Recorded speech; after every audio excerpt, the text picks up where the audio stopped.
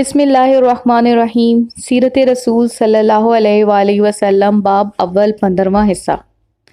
جناب عبداللہ اور جناب آمنہ نے ازدواج کے وسیلہ سے اپنی زندگی کی نئی فصل کا آغاز کیا۔ مختصر یہ کہ اللہ نے گوہر نور رسالت مآب صلی اللہ علیہ وآلہ وسلم آمنہ بنت وہب کی قسمت میں لکھا تھا۔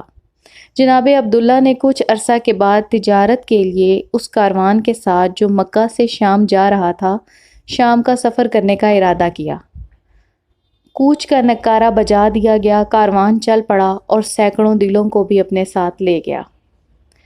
چند مہینوں کے بعد کاروان کی واپسی کا وقت آ گیا۔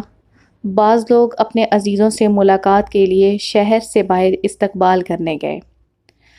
حضرت عبداللہ کے بوڑھے باپ بیٹے کے انتظار میں ہیں اور ان کی دلہن کی نگاہیں بھی ان کو کاروان میں تلاش کر رہی تھیں، لیکن بڑا افسوس یہ ہوا کہ ان کا کہیں نام و نشان نہ تھا۔ تحقیق کرنے کے بعد معلوم ہوا کہ عبداللہ واپسی کے وقت مریض ہو کر آرام اور تھکن دور کرنے کے لیے مدینہ میں ٹھہر گئے ہیں۔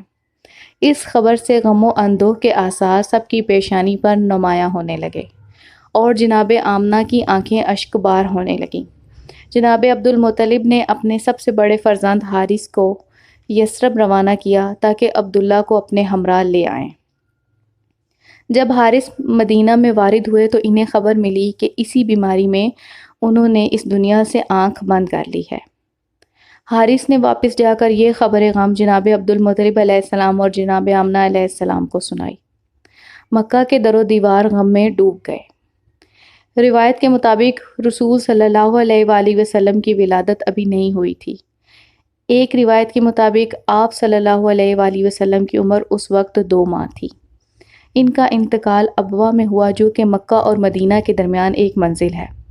جو کچھ جناب عبداللہ علیہ السلام نے اپنے پیچھے چھوڑا وہ صرف 5 اونٹ، بھیڑوں کا ایک ریوڑ، ایک کنیز بنام ایمن تھی جو بعد میں پیغمبر صلی اللہ علیہ وآلہ وسلم کی خدمت گار قرار پائی۔